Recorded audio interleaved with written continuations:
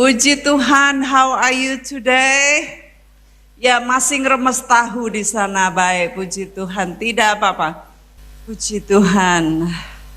Ingat minggu lalu firmannya apa? Oh, luar biasa. Pensil ya. Tapi pensilnya buat apa?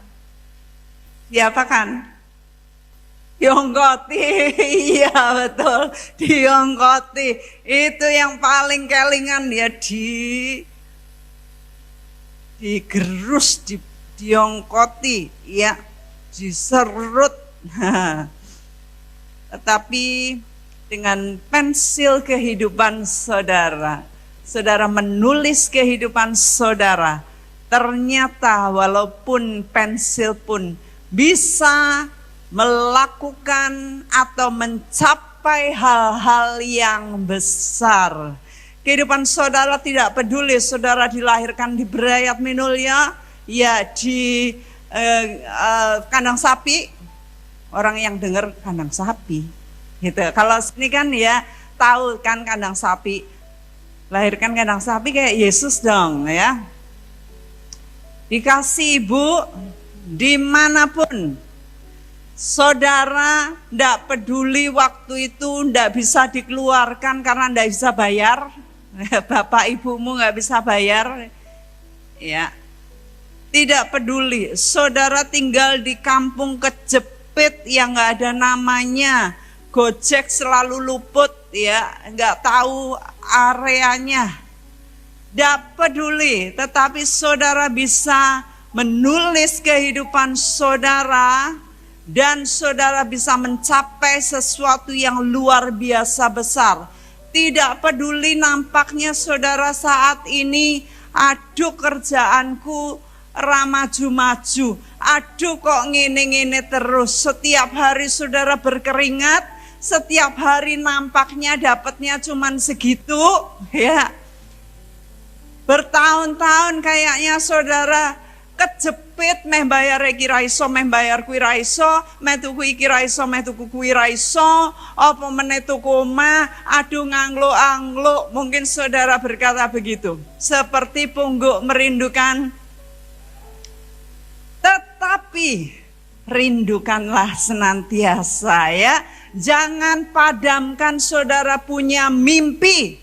Saudara terus bermimpilah, sebab mimpi itu gratis ya, mimpi gratis. Jadi saudara terus bermimpi. Yo mimpi apa-apa toh ya, dilok-lokke kowe ngono kok meh tuku omah ya.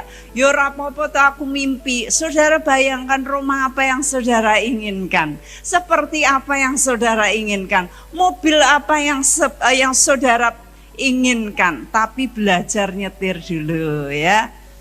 Jangan pengen mobil tapi bano randuwe SIM ora iso nyetir ya. Jadi ternyata saudara dengan kehidupan saudara yang mungkin saudara berkata, aku nggak punya apa-apa, aku rasanya nggak ada masa depan. Tapi saudara bisa melakukan hal yang besar, mencapai hal-hal yang luar biasa ya. Tetapi selalu di dalam kehidupan kita ini ada sharpening process, yaitu serutan, diongkoti. Kalau nggak ada ongkotan, anyel nganggo pisau ya, wah saya sakit. Pakai cutter ya, atau pakai silet, wah ya sama sakitnya, sama sakitnya. Tapi saat saudara diongkoti, saat saudara diserut, saudara bilang, terima kasih Tuhan. Terima kasih, aku menjadi semakin baik, aku menjadi lebih baik. Puji Tuhan. Siapa yang sudah ngomong gitu? Wow, banyak sekali ya, luar biasa. Puji Tuhan, ini kerinduan saya ya, walaupun gak ada yang angkat tangan, tetapi saya punya kerinduan saudara saat diserut. Haleluya. Sekarang masih nangis masih mengeluh, masih nggak ada terima kasihnya. Tapi nanti lama-lama saudara akan bilang sama bercucuran air mata, terima kasih Tuhan. Lama-lama terima kasih, lama-lama yes, puji Tuhan. Lama-lama kalau saudara diongkoti, ngejak sedulure handai tolan sak kampung semuanya makan bersama. Ya. Dan kesalahan bisa terjadi, tetapi saudara bisa belajar dari kesalahan.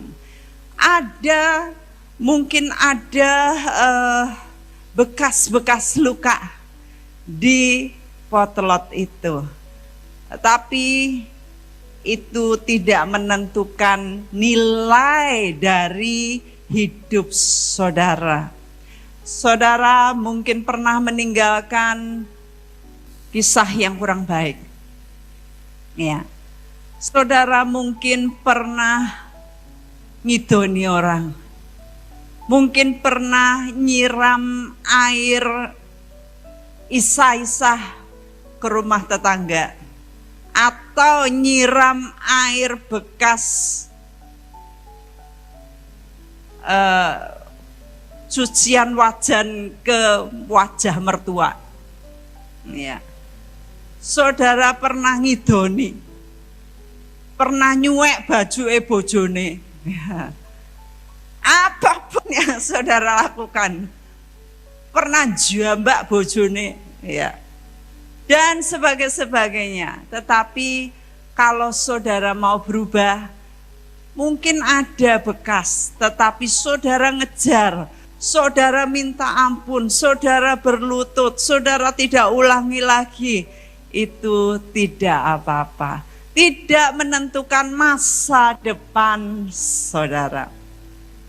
Ya.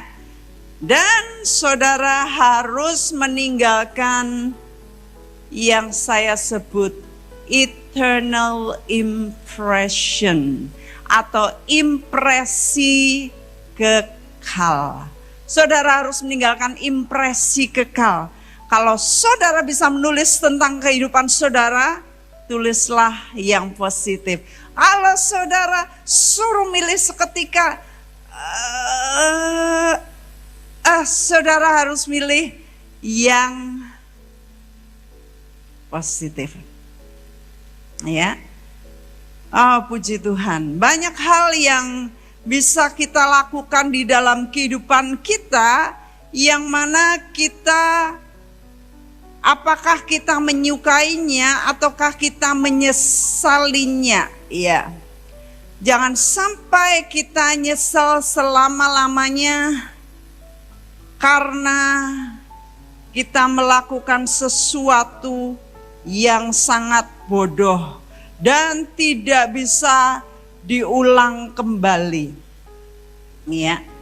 Seperti yang saya sampaikan minggu lalu, ya, bisa ditayangkan hanya nggak sampai 2 menit, ya, nggak sampai 2 menit. Ini adalah acara Oscar, pemberian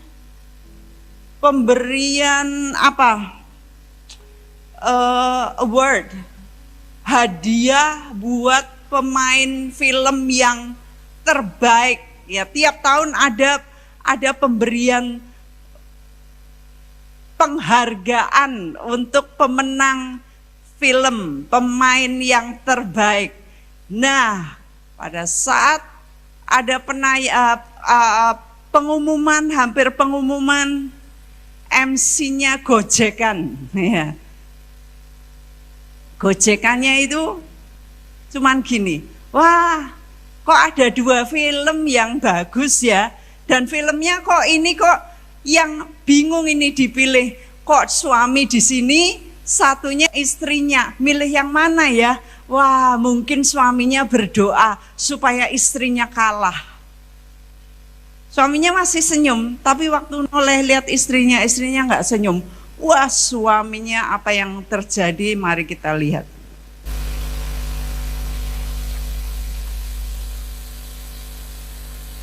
Iya, kita lihat ini tayangan ini. He can't win.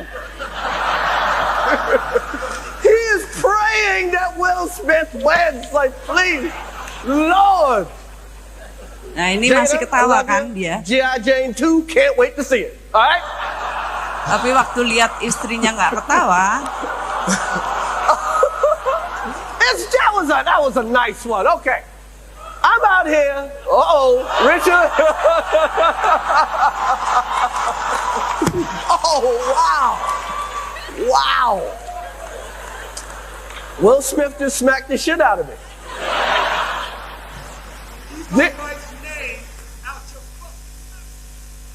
Wow, dude. Yeah. It was a G.I. Jane jump. Keep my wife's name out your fucking mouth. I'm going to, okay? Okay. That was a greatest night in the history of television. Okay. Okay. Iya. Dan itu nggak bisa dihapus selamanya. Ada di alam maya, di internet, di HP-HP saudara, di YouTube, di IG, di TikTok mungkin, di mana-mana ada itu tersebar. Dan dia mendapatkan hukuman tidak bisa 10 tahun tidak bisa masuk di ruang Oscar. Dan tentunya dia kehilangan banyak kesempatan karena emosinya yang meledak, karena dia menunjukkan kebodohannya di hadapan semua hadirin dan khalayak. Dia tentunya tidak lagi dipilih untuk menjadi bintang film untuk film-film yang bergengsi, yang kayaknya bagus banget, ya. Dan dia menyesali itu. Atau saudara juga bisa menulis kehidupan saudara seperti yang saya bilang, orang yang autis yang naik helikopter 20 menit dan kemudian menggambarkan apa yang dia lihat. Dalam kehidupan ini kita selalu diperhadapkan dengan pilihan-pilihan. Saat ada sesuatu, maka kita memikirkan untuk respon kita. Respon kita apa? Ada selalu. Dan akan ada hati nurani yang akan nolongin kita untuk memberikan respon. Responnya itu respon negatif atau respon positif. Respon kebodohan atau respon bijak yang diingat selamanya. Respon mengeluh, alasan, atau respon iman. Pagi hari ini kita akan belajar dari seseorang yang meresponi panggilan Tuhan dengan baik. Tetapi sebelumnya kita akan baca dulu dasar dari apa yang Tuhan inginkan bagi kita saat kita menghadapi kehidupan. Efesus 5 ayat 15 sampai 18.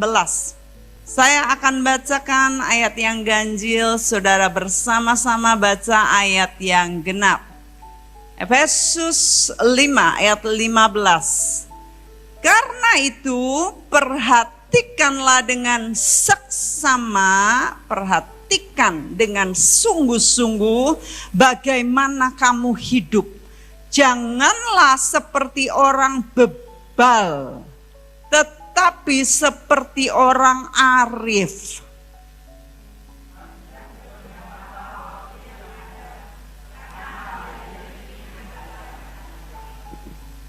Sebab itu janganlah kamu bodoh, ya, bebal itu bodoh, tetapi bagaimana supaya menjadi orang arif? Usahakanlah supaya kamu mengerti kehendak Tuhan.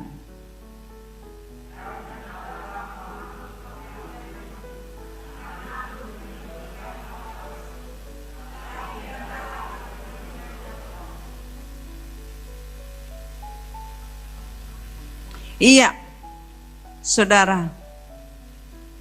Jadi kita harus memperhatikan bagaimana kita menjalani hidup kita dengan seksama. Hari demi hari kita diberi kesempatan untuk menuliskan kehidupan kita seperti pensil itu. Ya. Kita menulisnya dengan seksama, dengan sangat hati-hati. Jangan asal nulis, jangan asal ngomong, jangan asal jawab, jangan asal emosi, jangan asal responsif, reaktif. Dipikir, minta pertimbangan Roh Kudus. Karena apa? Dia adalah great counselor. Dikatakan dia adalah konselor terbesar yang akan nolong hidup kita dalam segala jalan-jalan kita. Dia penolong kita. Jadi jangan emosi, jangan pakai daging hawa nafsu, tetapi dengan roh. Gunakan waktu yang ada karena hari-hari ini jahat. Gunakan waktu saudara. Jangan asal buang itu pensil. Karena akan ada saatnya di mana pensil itu akan habis. Gunakan untuk menulis kehidupan yang baik. Meninggalkan impresi atau kesan yang kekal, yang bagus, yang diingat selamanya. Kalau saudara pergi, semuanya menangisi saudara. Oh, dulu dia sudah begini kepadaku, dia terlalu baik kepadaku, dia begitu. Oh, dia memberi saya ini, dia membelikan saya ini, dia mendoakan saya, dia niliin saya. Waktu saya di kolong jembatan, dia datang bawa obat. Saya ingat Pak Esra itu ya. Dia bawa klorofil ke bawah jembatan, ya. Oh, dia begini, dia begitu. Saya dengar lagi Pak Esra suka bonceng ke ibu-ibu yang nggak punya kendaraan, dijemputin sama tuanya, nggak ada apa-apa ya. Luar biasa. Kehidupannya mencatat kehidupan, menggunakan waktu-waktu dengan luar biasa. Wow, dia dulu nolong gini daripada wah ndek ben pi ngono. Nah, itu kan gak enak sumbang kedengarannya ya. Ah, dia tuh kok gitu. Dia tidak baik loh. Hati-hati mbek wong kuwi loh. Waduh, kalau sudah gitu wah, tercoreng. Tetapi gak apa-apa, selama saudara masih hidup, saudara masih ada kesempatan untuk menghapusnya.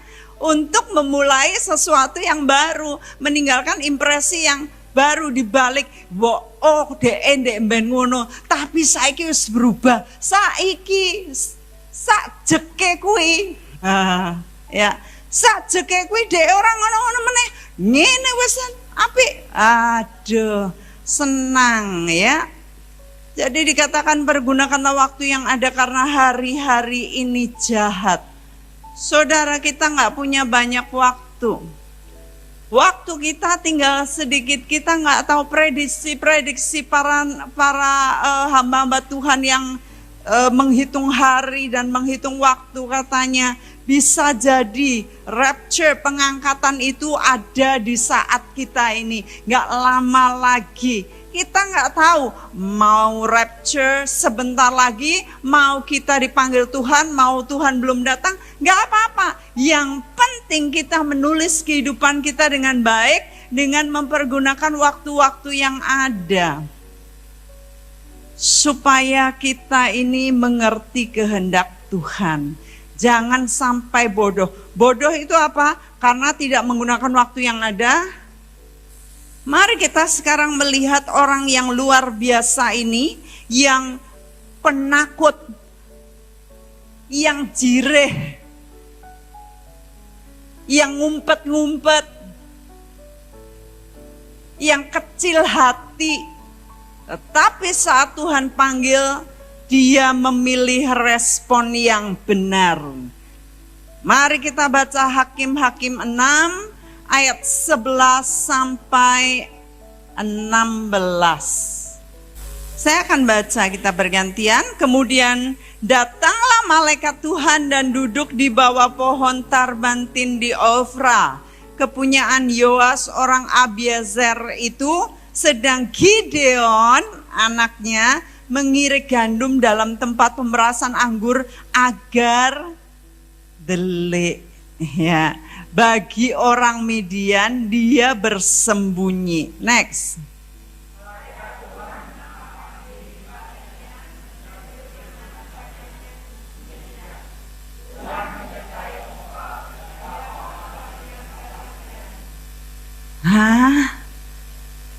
Pahlawan yang gagah berani, padahal dia tidak pemberani. Tetapi ini Tuhan punya iman kepada dia.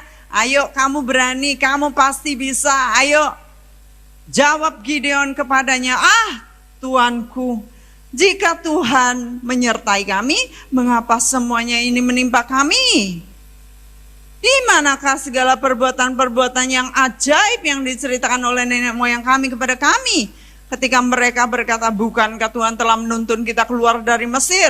Tetapi sekarang Tuhan membuang kami dan menyerahkan kami ke dalam cengkeraman orang Midian. 14.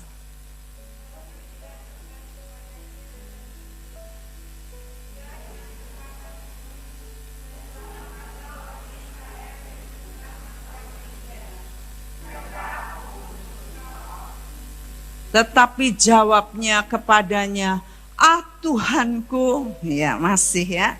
Dengan apakah akan kuselamatkan orang Israel? Ketahuilah kaumku adalah yang paling kecil di antara suku Manasye, dan aku pun seorang yang paling muda di antara kaum keluargaku. 16.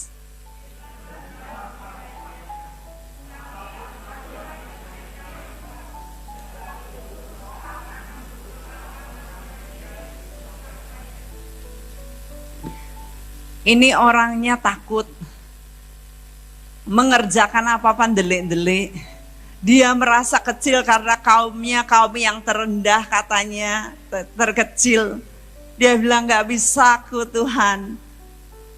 Ya, tetapi Tuhan milih dia. Tuhan milih saudara. Saudara berkata, aku goblok. Aku pernah gak naik, aku beberapa kali gak naik sekolah, aku pernah gak lulus. Aku gak dianggap dari semua antara saudara-saudaraku. Saudaraku semuanya pinter-pinter, aku dewe yang goblok. Semua di negeri, aku di swasta. Ya. Kebalikan kalau Solo memang negerinya bagus, swastanya tidak sebagus negeri. Ya. Kalau di tempat lain swastanya yang bagus, negerinya yang kurang. Ya, tergantung. Semua saudara-saudaraku yang lain lulus dengan cum laude, aku sendiri enggak, mepet-mepet. Kalau di antara saudara-saudara, sedulur-sedulur yang dijoke yang lain-lain, aku enggak pernah disebut namaku. Mungkin saudara ngomong gitu. Kabeh putih, aku ireng dewe. Mungkin saudara merasa minder sendiri karena sepertinya nggak ada yang bagus dari diri saudara. Nggak ada yang bisa saudara banggakan, andalkan dalam diri saudara. Tapi saudara, Tuhan milih saudara. Loh kok nggak ada amin? Kayaknya masih gini, opo yo tenane kuwi mung odo-odo. Loh, saudara harus yakin Tuhan milih saudara. Kayaknya emisi proses, mungkin. Mungkin. Ini Tuhan bilang sama Gideon, kamu adalah pahlawan yang perkasa, yang luar biasa. Enggak Tuhan, aku dari kaum yang terkecil, aku rai sopo-po, deloken aku koyo ngene, mengirik saja, aku delik-delik. Tetapi kemudian Gideon meresponi Tuhan. Baik Tuhan, kalau Engkau memilih aku butuh tandanya. Harusnya kalau saudara dengar suara Tuhan, Tuhan milih saudara nggak usah pakai tanda-tanda. Sudah pasti. Nggak usah pakai tanda. Terus pokoknya dodolanku laris sik lho Tuhan. Age engko aku mangkat. Age engko aku mengerjakan pekerjaanmu. Age engko aku. Nggak usah. Saudara percaya aja. Percaya mati bahasa saya. Percaya mati. Saya tuh udah ngelewatin ini. Banyak kali. Percaya mati.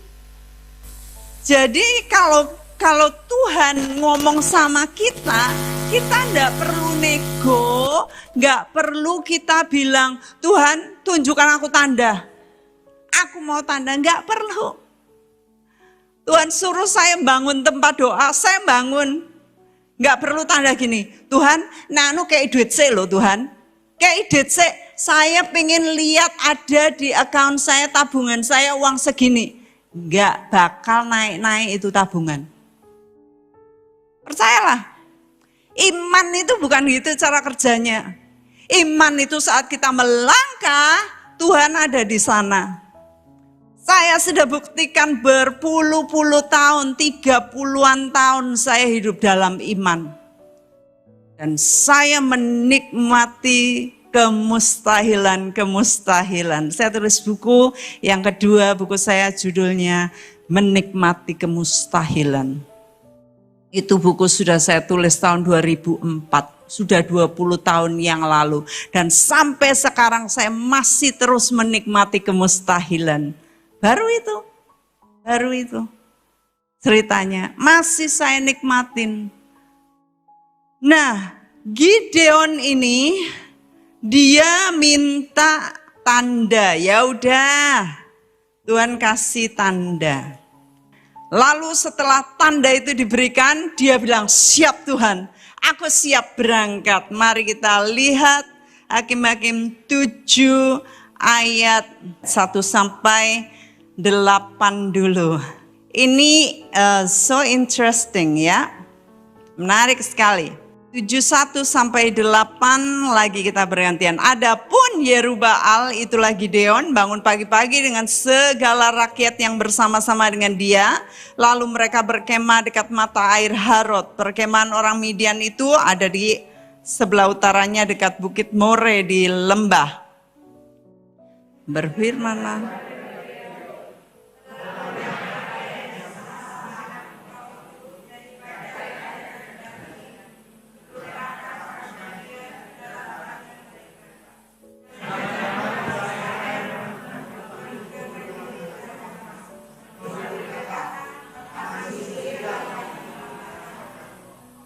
Jadi orang Israel ini mulai akan menyerang musuhnya, ya.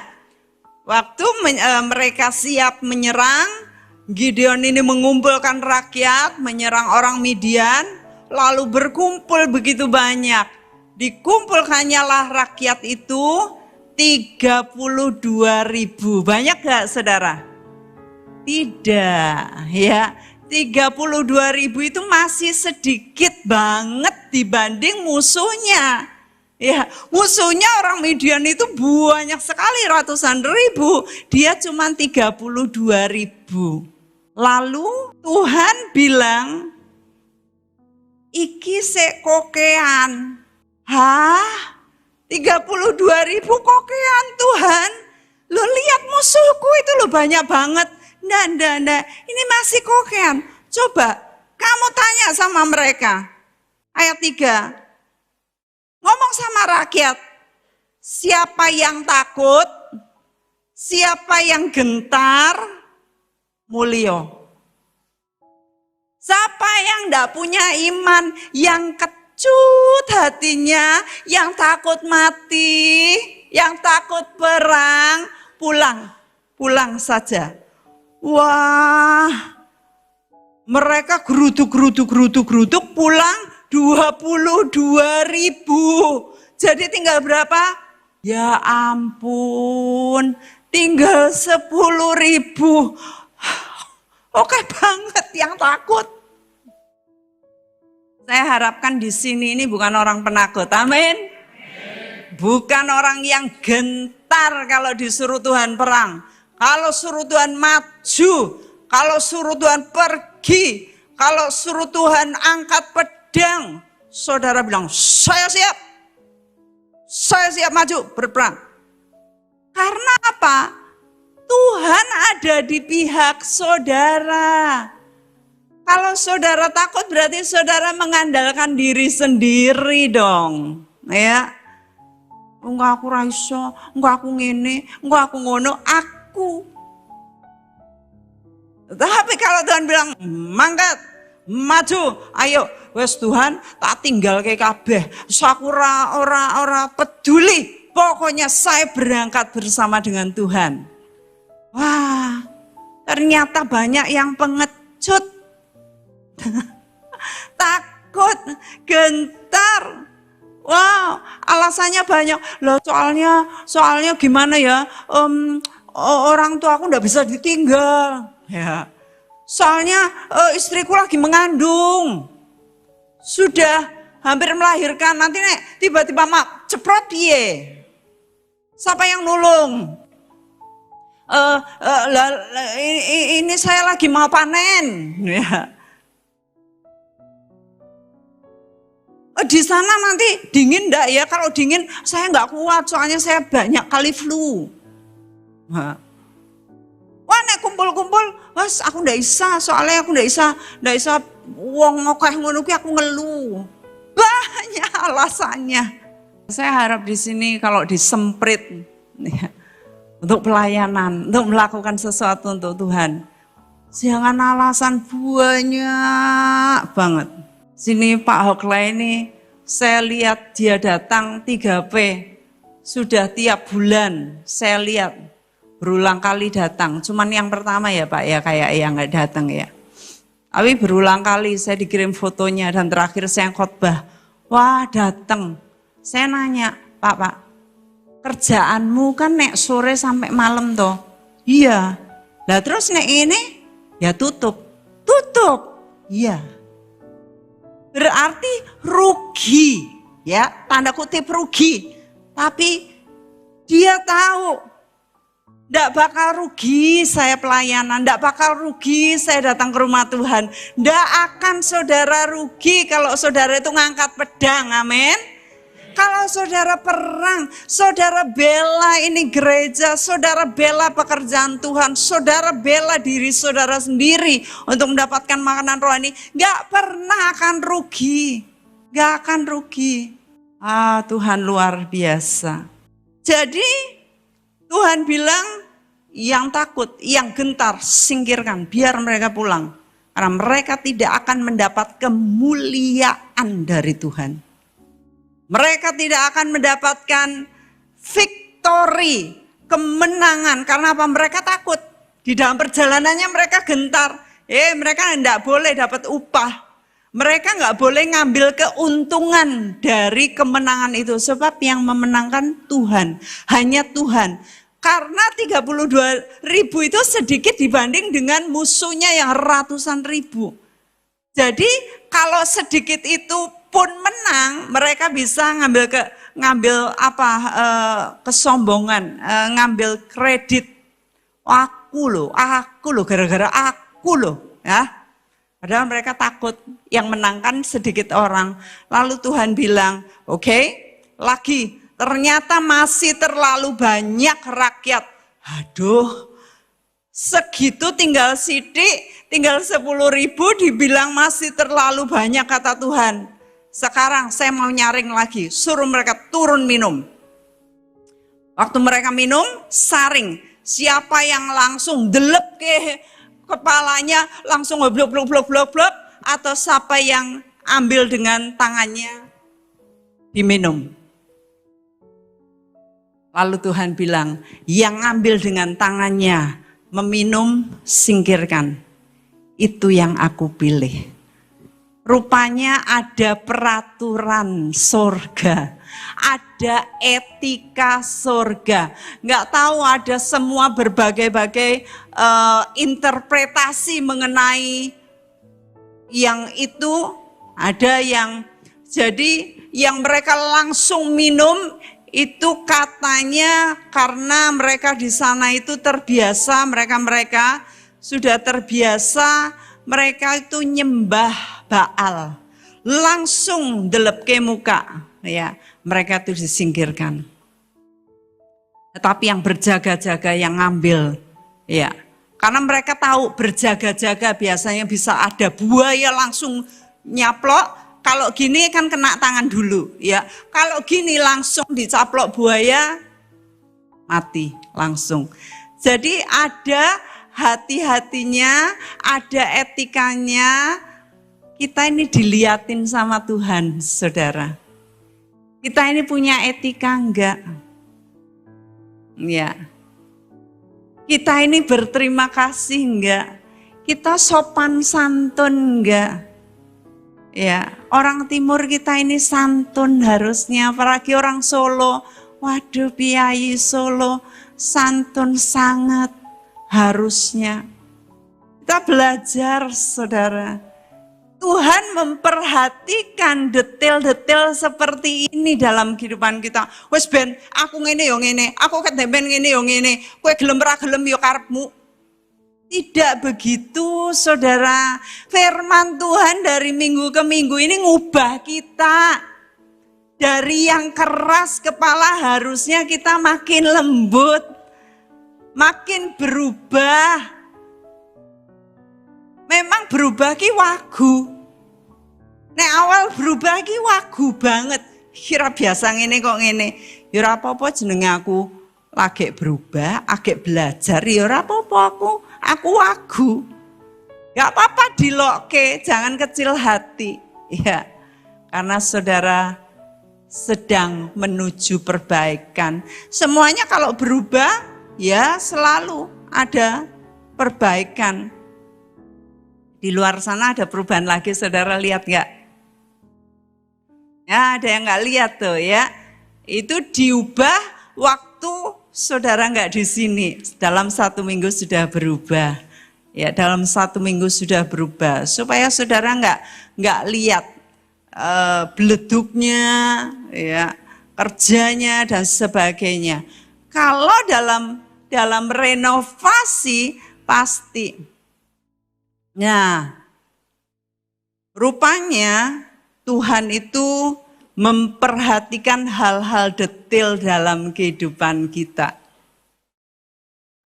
Saudara dengan Tuhan, bagaimana saudara melayani Tuhan? Di rumah saudara, di kamar saudara, di tempat tersembunyi saudara, melayani Tuhan bagaimana? Tuhan memperhatikan dengan detail kata-kata kita, pelayanan kita, semuanya diperhatikan sama Tuhan. Jangan sembrono, jangan saenake. Tetapi sungguh-sungguhlah datang kepada Tuhan. Ya. Kemarin ada kalanya saya, doa capek. Padahal sudah Tuhan suruh kan berlutut gitu. Nanti enggak berlutut gitu. Tapi kemarin saya rasa harus berlutut, saya berlutut ya. Ada kalanya Tuhan itu minta kita sesuatu yang spesial sama Dia. Kita nurutin enggak? Ya, ada istri-istri kan yang minta spesial. Pak, aku mbok ditukokke minyak wangi sing kae gitu. Ya dibelikan karena tidak setiap tahun dia minta itu, ya. Ada kalanya Tuhan minta sesuatu dari kita, kita ngikutin. Nah, lalu mulailah mereka berkumpul dan kemudian Tuhan itu yang nyuruh mereka. Saudara, kalau kita ngikutin Tuhan itu ya, kita disuruh Tuhan, maka kita ini harus nurutin Tuhan. Ayat 16, sesudah itu dibaginya lah ke 300 orang itu menjadi 3 pasukan. Jadi 3 batalion, sidik dibagi meneh. Udah sidik masih dibagi 3 lagi piye? Tuhan bilang bagi dan serahkan ke mereka sangkakala dan buyung kosong dengan suluh dalam buyung itu. Apa to yo? Perang kok nganggo kaya ngene. Tutuk-tutuk. Terus nganggo lampu teplok, ya. Seringkali kalau Tuhan nyuruh kita, ini caranya itu cara surga, pikiran surga yang bagi logika itu nyeleneh. Saudara, kalau semua yang saudara lakukan itu masih bisa diukur dengan logika, seringkali berlawanan dengan iman. Seringkali apa? Ngomong lagi. Yang logika seringkali berlawanan dengan iman. Saudara hafalkan itu. Semuanya dihitung pakai logika. Ini logikanya nek ngene iki ra iso. Nek ngono iki ra iso. Oh iya, silakan hidup dalam daging. Kalau Tuhan yang nyuruh, berjalanlah dalam iman. Maka mereka bawa sangkakala, bawa buyung kosong, bawa lampu, dan mereka mendengar Gideon bilang, perhatikan aku, lakukan seperti apa yang kulakukan, dan ketika aku menyatakan sesuatu, kamu semua harus mengikutinya. Lalu terjadilah demikian. Saat Tuhan berkata, sekarang pedang demi Tuhan dan demi Gideon, maka mereka mulai membunyikan sangkakala, mereka mulai nutup itu, ya mereka mulai adakan seruan. Waktu diadakan seruan di malam hari, tiba-tiba yang terjadi musuh itu kaget, itu di malam hari, musuh kaget, mereka waktu kaget kalang kabut, mereka saling membunuh, mereka lari dan akhirnya dikejar oleh 300 orang ini. Kalau mereka kaget, panik, lari, mereka nggak siap apa-apa kan? Mereka nggak, mana pedangku mana? Enggak, mereka lari, waktu lari mereka ada yang nggak pakai sarung, ada yang pakai sarung, celana pendek, apa nggak siap. Gak siap kasut, gak siap apapun, dikejar gampang dibunuh. Ini caranya Tuhan yang luar biasa. Rajanya pun kena. Ya. Dan akhirnya Hakim-Hakim 8 ayat 22 berkatalah orang Israel kepada Gideon. Setelah Gideon memenangkan peperangan ini, mereka berkata, biarlah engkau memerintah kami. Baik engkau, baik anakmu maupun cucumu. Sebab engkaulah yang telah menyelamatkan kami dari tangan orang Midian. Saya akan akhiri di ayat ini, nanti kemudian saya akan sambung. Tetapi ini bagaimana Gideon meresponi panggilan Tuhan. Sampai mereka berkata, sekarang kau perintahlah kami. Sebab kami ini engkau tolong. Kami engkau selamatkan. Kamu, anakmu dan cucu-cucu kamu. Kamu merintah kami. Luar biasanya. Ketika kita ini taat saja sama Tuhan. Ketika gak ada alasan untuk kita taat. Karena mungkin saudara penakut. Jirean, gak punya apa-apa. Gak bisa apa-apa. Tetapi saat Tuhan ngomong, ayo berangkat. Ayo ambil pedang. Ayo, gak ada pedang. Ayo ambil sangkakala. Ayo ambil suluh. Dan mereka berkata, yes Lord. Ya, Tapi jangan sampai saudara takut gentar saat maju perang. Karena Tuhan ada di sana. Mari kita berdoa. Bapa, terima kasih untuk firman yang sungguh berharga bagi perjalanan iman kami. Kami tahu akan ada panggilan-panggilan ilahi untuk kami berperang, untuk kami pergi, untuk kami mengikuti kehendak Tuhan, dan kami angkat iman kami. Saat semuanya berlawanan dengan logika, kami tetap mau maju. Terima kasih Bapa.